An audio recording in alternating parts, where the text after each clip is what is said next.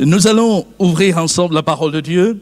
Oh, tout ce que nous venons de vivre n'était pas prévu dans notre programme de ce matin, mais cela était prévu dans le programme du Seigneur. Je crois qu'il nous faut de la souplesse lorsque nous venons dans la présence de Dieu pour être aussi attentifs à l'écoute de ce que le Seigneur veut nous dire et nous laisser conduire là où il veut nous mener. Ça ne veut pas dire que nous allons nous livrer à des débordements. Non, je pense que tout se fait dans la sobriété, mais aussi dans la présence de Dieu. Gloire au Seigneur. Je lirai avec vous un texte dans 1 Corinthiens chapitre 12, le dernier verset du chapitre 12 de l'épître de Paul, la première de Paul aux Corinthiens. Il est dit ceci: aspirez aux dons les meilleurs. Et je vais encore vous montrer une voie par excellence. Voilà, ce verset, je l'ai lu, pour vous faire un aveu, il y a quelques semaines de cela. C'était plus exactement le mardi 19 février, ici même, dans le cadre de partage de nos moments de prière, pour exhorter les frères et sœurs à prier, justement pour qu'il y ait une plus grande liberté dans le domaine des dons spirituels, parce que nous en avons besoin. Et puis, j'avais l'intention de poursuivre le mardi soir, et un frère m'a fait une remarque qui m'a interpellé. Il m'a dit que ces choses doivent, en principe, être apportées au plus grand nombre. Et là où il y a le plus grand nombre, c'est pendant les cultes. Oh, ça fait son bout de chemin, et je me suis dit, dans le fond, la remarque est fondée, et il faudrait y revenir. Alors, avant de continuer sur le détail des dons spirituels dont nous n'avons pas encore parlé ici, je reviens à ce que j'ai apporté le mardi 19 février. Bon, ce ne sera pas exactement la même chose, parce que même si on reprend les mêmes passages, on ne dit pas exactement la même chose. Je relève que dans ce chapitre, l'apôtre Paul va exhorter l'Église de Corinthe, après avoir enseigné sur la vie de l'esprit, va exhorter justement l'Église à rentrer dans ce que le Seigneur a prévu pour elle. Donc ces paroles sont aussi pour nous aujourd'hui. Dès les premiers versets, il pose au cadre. Nous servons un Dieu vivant. Le Dieu que nous connaissons n'est pas mort, il est vie. Et il peut dire ceci aux Corinthiens, verset 2, « Vous savez que lorsque vous étiez païens, vous vous laissiez entraîner vers les idoles muettes, selon que vous étiez conduits. C'est pourquoi je vous déclare que nul, s'il parle par l'Esprit de Dieu, ne dit « Jésus est anathème » et que nul ne peut dire « Jésus est le Seigneur » si ce n'est par le Saint-Esprit. Il y a diversité de dons, mais le même Esprit, diversité de ministères ou de services, mais le même Seigneur, diversité d'opérations, mais le même Dieu qui opère tout en tous. Or, à chacun, la manifestation de l'Esprit est donnée pour l'utilité commune. Et ensuite, il procédera à une longue énumération des dons de l'Esprit, des charismes. Et ce que je relève dans cette introduction, c'est l'emphase que Paul met sur le Dieu qui parle. Vous noterez qu'il y a un contraste entre les idoles muettes et l'Esprit qui parle au travers des membres de l'Église, des membres du corps de Christ. Ça veut dire que nul ne peut dire que Jésus est le Seigneur si ce n'est par l'Esprit de Dieu.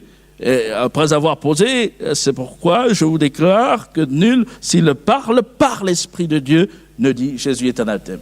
Donc il parle par l'Esprit de Dieu. Dieu parle et il agit. Et donc les dons, les charismes qui sont décrits dans ce passage sont présentés comme un mode d'expression de Dieu. Dieu parle d'une manière audible, orale, mais il s'exprime aussi par des œuvres, par des actions. Il pose des actions. Et il peut dire, il y a diversité d'opérations, mais le même Dieu qui opère. C'est un Dieu qui agit. Un Dieu qui parle, c'est un Dieu qui agit également. Donc, contrairement aux idoles fabriquées par des hommes, ce Dieu est capable de se manifester. Les idoles, elles sont fabriquées, elles sont sculptées et taillées du bois, à partir d'un bois placé, et puis pas de vie, pas de voix, pas de son, pas d'acte posé. Et c'est la réalité que Paul va souligner. Il n'en est plus ainsi pour vous. Hier, je discutais avec une personne à Divio qui me disait être athée. Et on a échangé. À un moment, je lui ai parlé de la création. J'ai employé l'expression création pour en venir au fait que lorsque nous contemplons l'univers, on ne peut pas dire que c'est là le résultat du hasard. Mais la personne m'a contré. Elle m'a dit, oh, vous savez, je pense que ce n'est pas Dieu qui a créé l'homme, c'est l'homme qui a créé Dieu pour se réfugier derrière ses imaginations. Waouh! Et quand on lit ces versets de l'apôtre Paul, on ne va pas lui donner raison à cette personne. Mais on peut quand même souligner que l'homme a créé des dieux. L'homme a créé des idoles. Et les Corinthiens, à qui Paul s'adresse, avaient connu cela avant, se prosterner devant des idoles. Mais si l'homme est capable de créer des idoles, il exprime par là même ce qu'il y a au plus profond de lui-même. Ce matin, j'ai entendu une prière. Dieu a mis dans le cœur des hommes la pensée de l'éternité. Il y a quelque chose au plus profond de nous-mêmes qui va nous ramener à Dieu.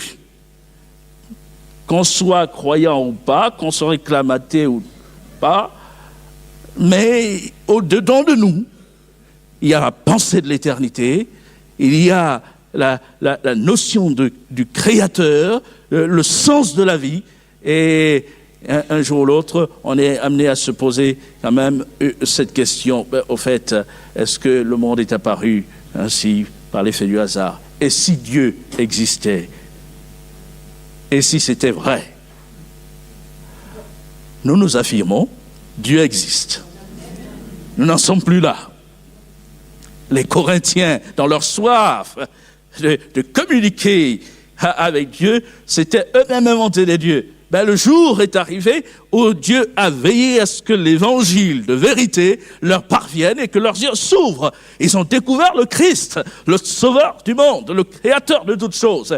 Et à partir de ce moment-là, ils ont commencé à le servir. Et l'apôtre les amène plus loin. Ce Dieu qui a créé, qui parle, et il vous a donné son esprit. Et il veut parler encore à vos cœurs par son esprit.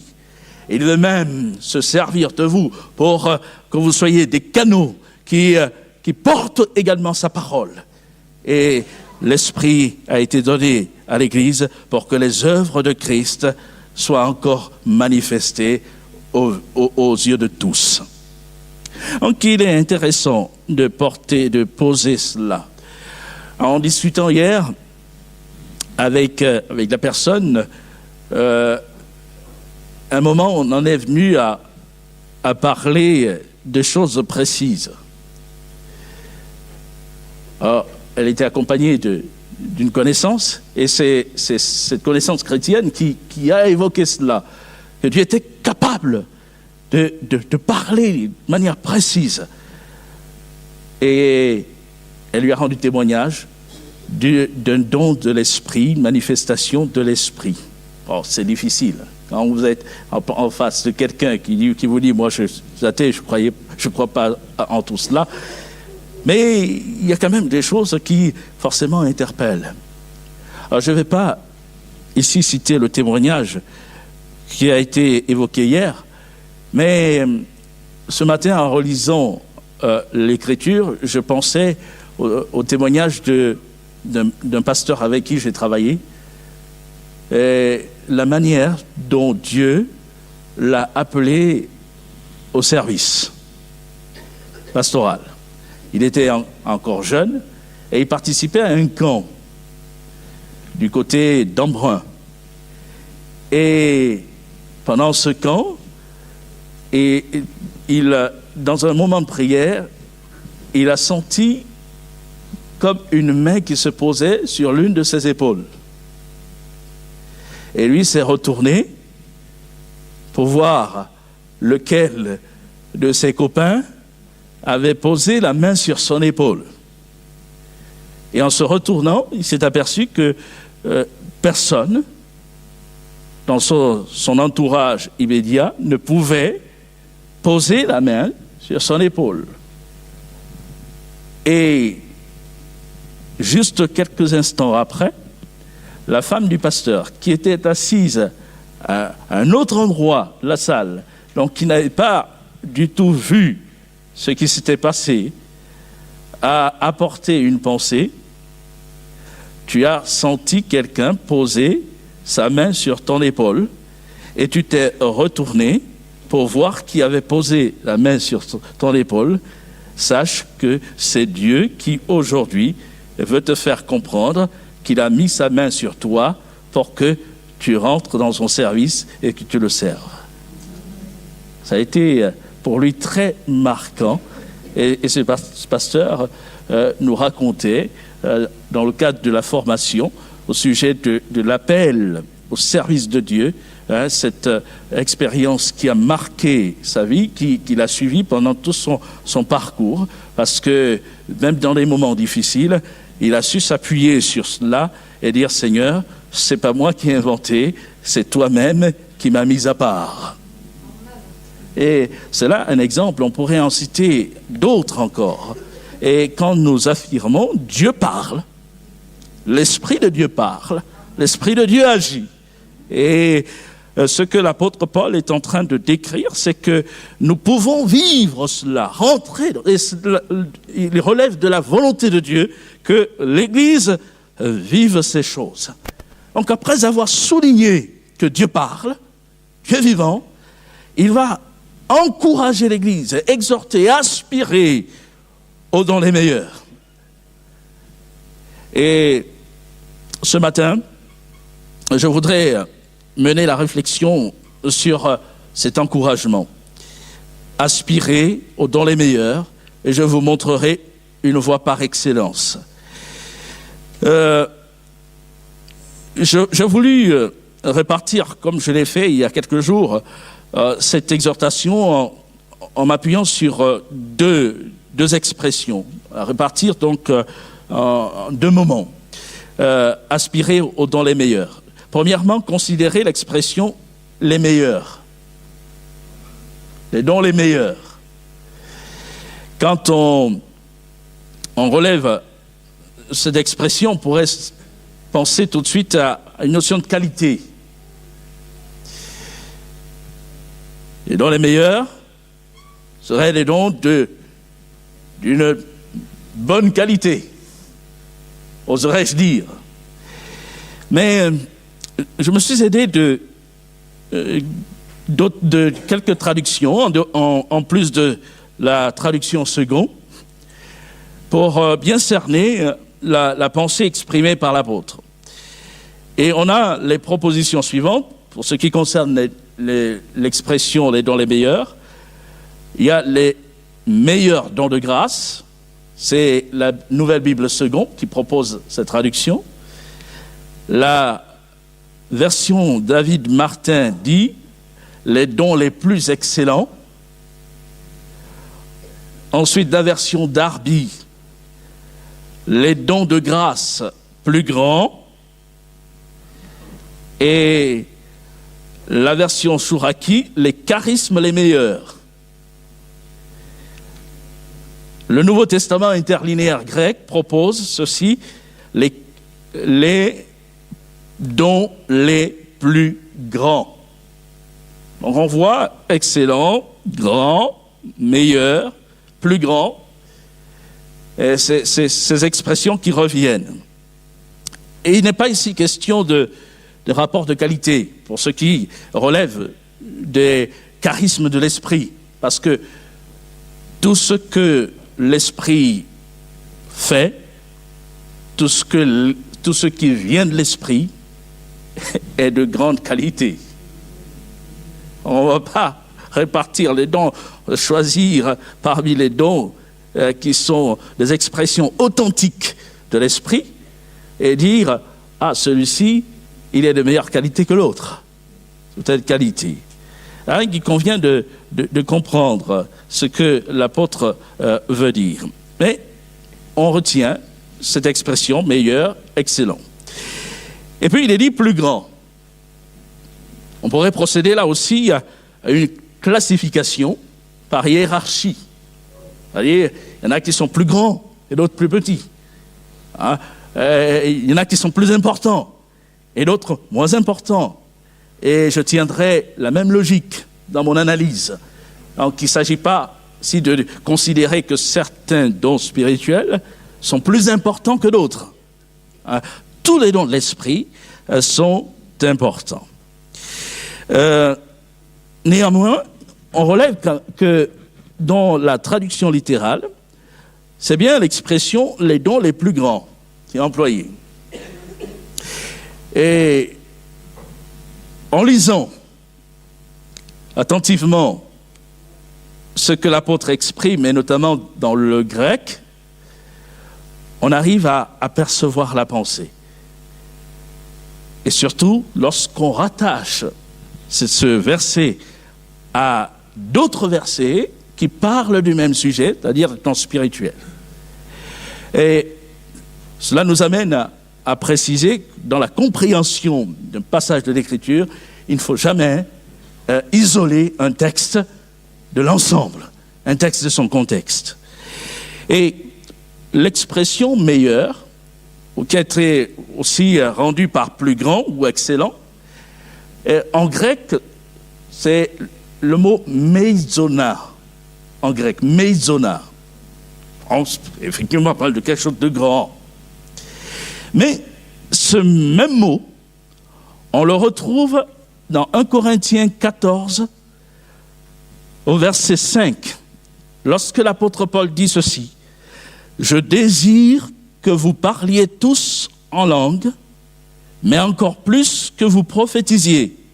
Celui qui prophétise est plus grand que celui qui parle en langue. » Et celui qui prophétise est plus grand, meizon.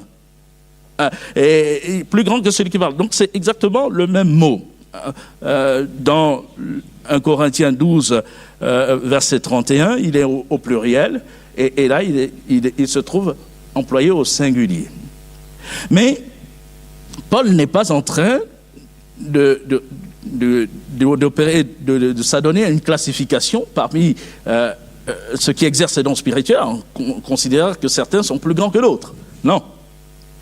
Ce qu'il veut mettre en avant, c'est l'utilité que le don exercé apporte à l'Église, à quoi il sert. Puisqu'au verset 6, il ajoute ceci, d'ailleurs la fin du verset 5, avant d'aller au verset 6, il dit « Celui qui prophétise est plus grand que celui qui parle en langue, à moins que ce dernier n'interprète, pour que l'Église en reçoive l'édification. » Et verset 6, « Et maintenant, frères, de quelle utilité vous serais-je si je venais à vous parlant en langue, et si je ne vous parlais pas par révélation, ou par connaissance, ou par prophétie, ou par doctrine. On relève ce qui est en train de dire, celui qui prophétise est plus grand, à moins que ce dernier, que celui qui parle en langue, à moins que ce dernier l'interprète. Ce qui nous amène à comprendre que lorsqu'il y a parlé en langue, suivi d'interprétation, cela équivaut à une prophétie, donnée en langue intelligible. Et derrière, il reprécise de quelle utilité vous serais-je. Donc, les dons de l'Esprit ont pour vocation l'édification de l'Église.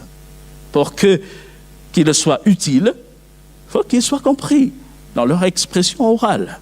Il faut que cela soit compris. Et on en vient donc à conclure que lorsqu'il y a aspiré aux dons les meilleurs, il veut parler des dons qui répondent aux besoins qui se présentent, à l'utilité, aux besoins. Et les choses sont encore plus précises lorsque nous pouvons considérer les exemples de manifestations de charisme dans les églises, au travers des apôtres, par exemple, ou de Jésus lui-même.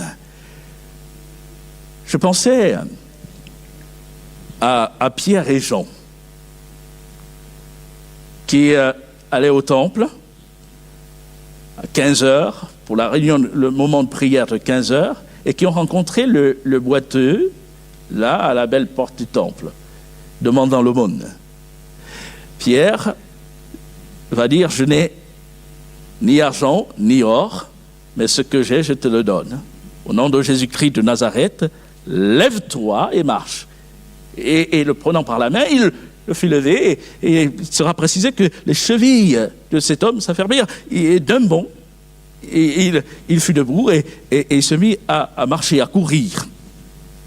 Et si Pierre et Jean, face à ce cas de figure, s'étaient mis à parler en langue, imaginez, se mettre à parler en langue, il parle en langue, aucune interprétation derrière.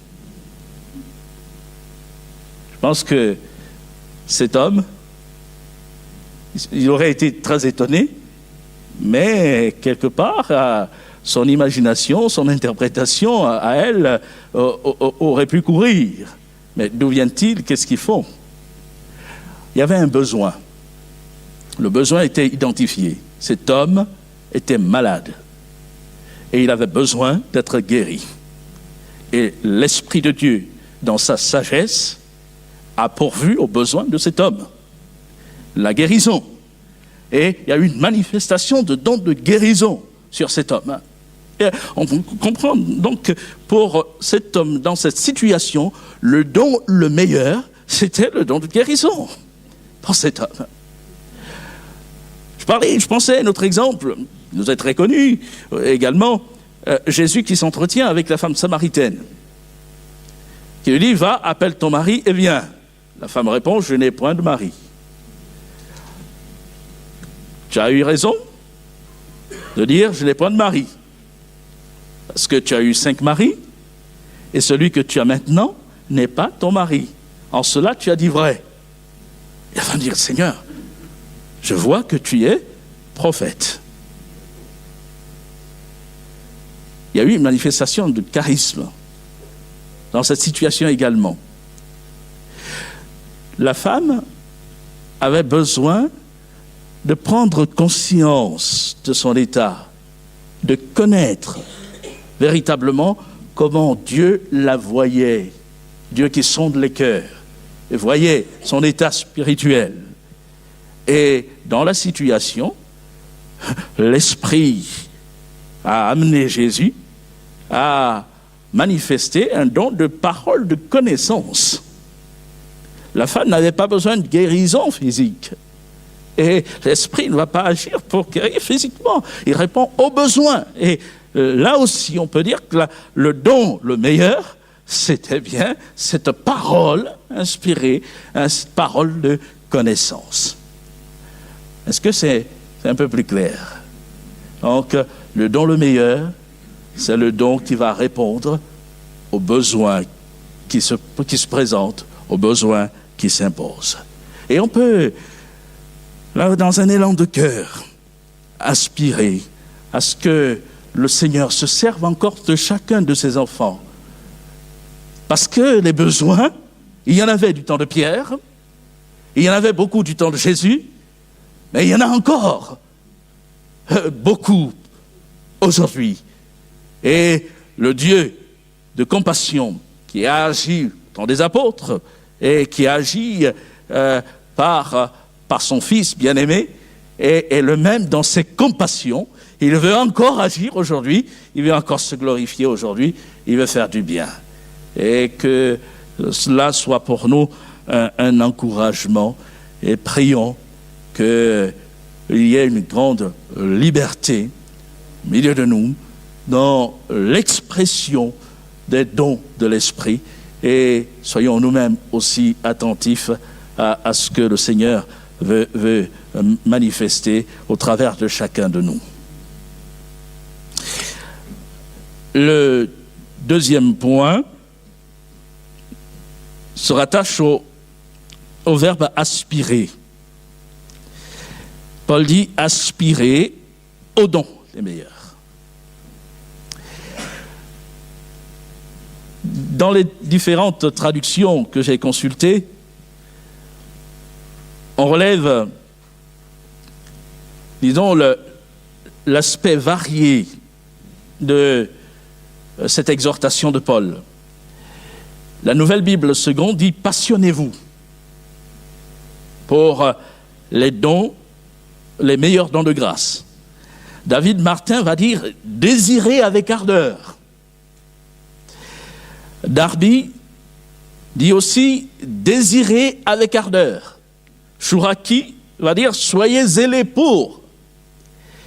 Et dans l'interlinéaire grec-français, il sera dit « Soyez pleins de zèle pour les dons les plus grands ».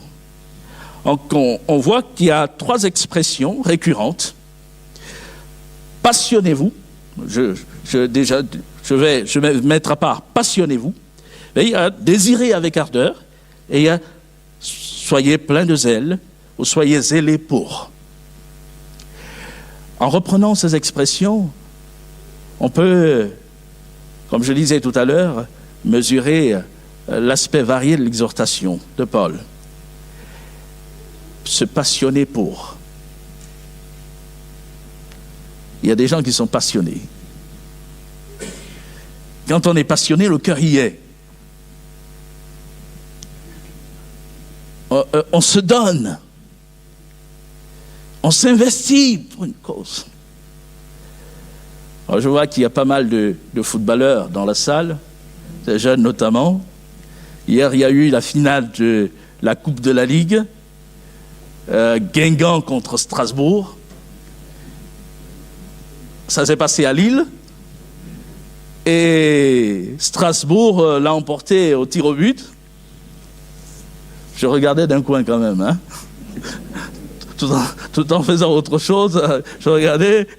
Et il y a quelque chose qui m'a frappé, c'est qu'il y avait plein de supporters strasbourgeois, passionnés, ils étaient là, ils poussaient leur équipe. Et l'un d'eux a été interviewé,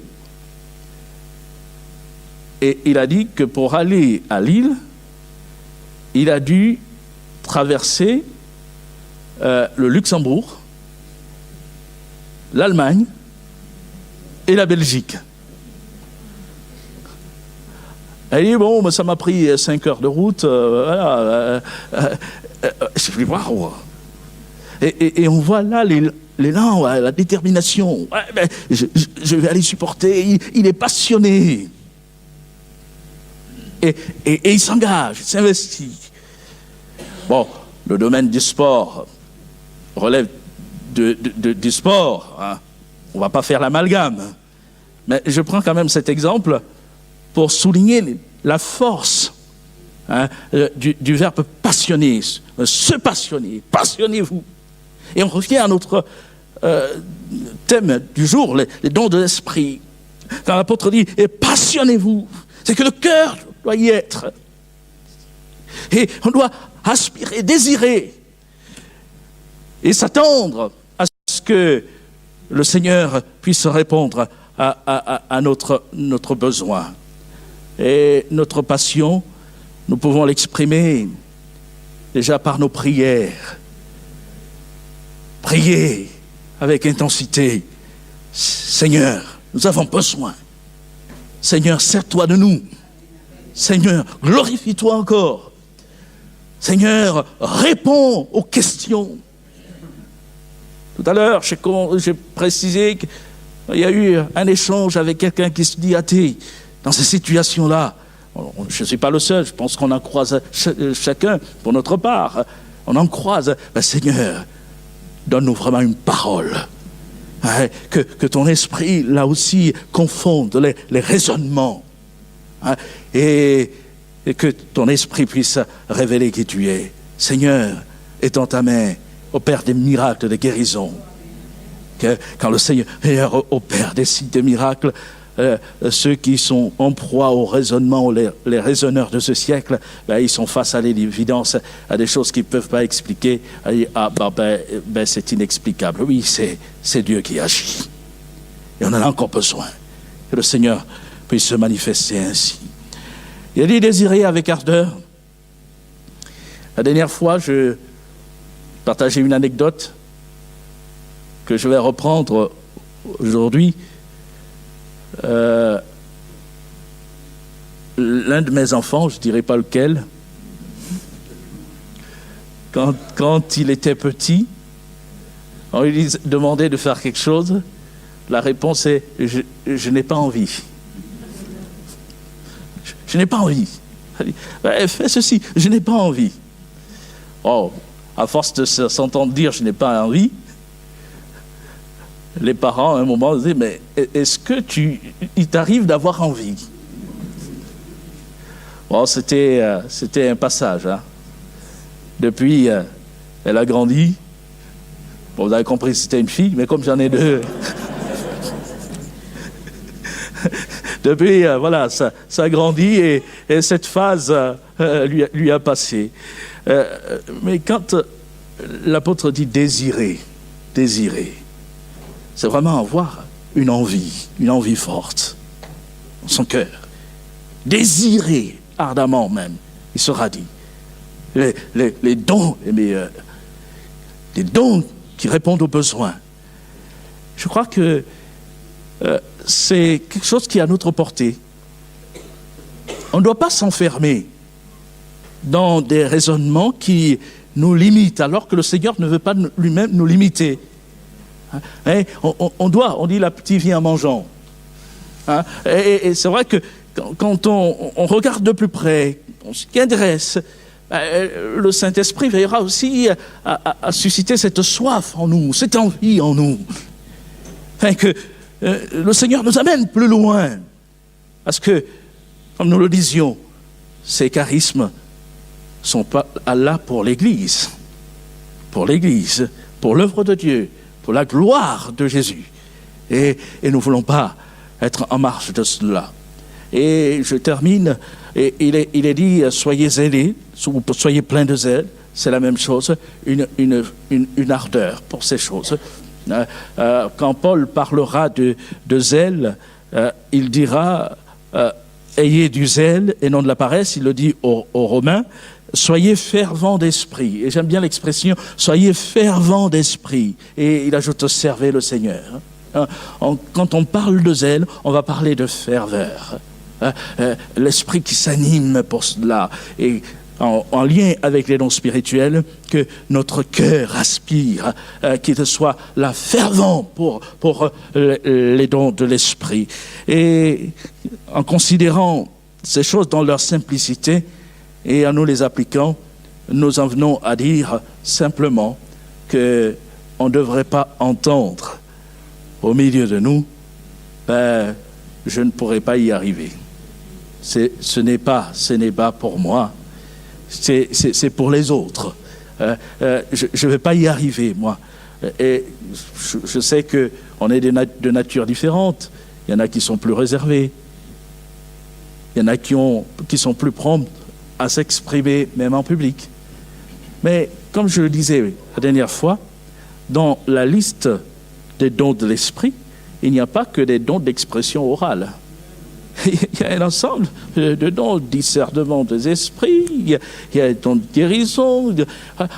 Il dit aspirer aux dons les meilleurs, c'est tous les dons.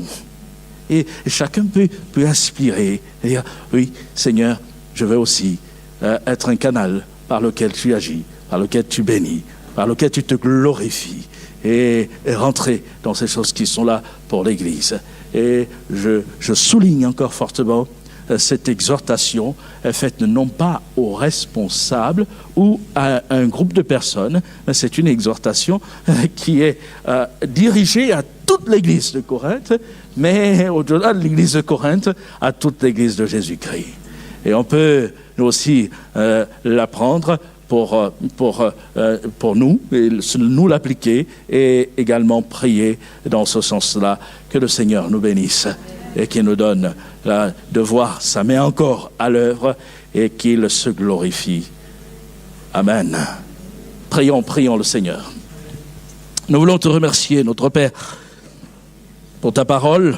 Te remercions pour tes œuvres que tu as accomplies. Merci de nous avoir révélé ton Fils et de nous révéler qui tu es.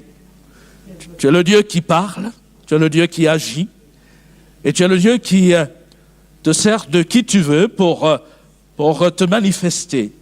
Et nous voulons te dire, nous voici, Seigneur, va te manifester sur nos vies, dans nos vies, et aussi au travers de chacun de nous. Seigneur, je te prie pour cette assemblée de Dijon, afin que tu puisses accorder cette grande liberté à chacun de tes enfants. Nous prions pour ceux qui aspirent au baptême dans le Saint-Esprit, qu'ils soient remplis, baptisés du Saint-Esprit. Et Seigneur, que tous ceux qui sont baptisés dans l'Esprit puissent aussi, Seigneur, être disponibles pour vivre ce que tu as réservé pour l'Église, afin que ton œuvre soit construite, bâtie, non pas, Seigneur, par des pensées qui relèvent uniquement de l'homme, de la sagesse humaine, mais par une direction véritable de ton esprit. Et je te prie pour moi-même, Seigneur, j'ai besoin de toi, et je te prie vraiment de m'aider dans ce domaine également, et d'aider chacun de nous, Seigneur, que la gloire te revienne. Nous te bénissons, parce que ta parole est esprit et vie, et nous savons que tu l'appliques dans nos cœurs, et tu nous aides à la vivre pleinement. Que ton nom soit loué, Jésus. Amen.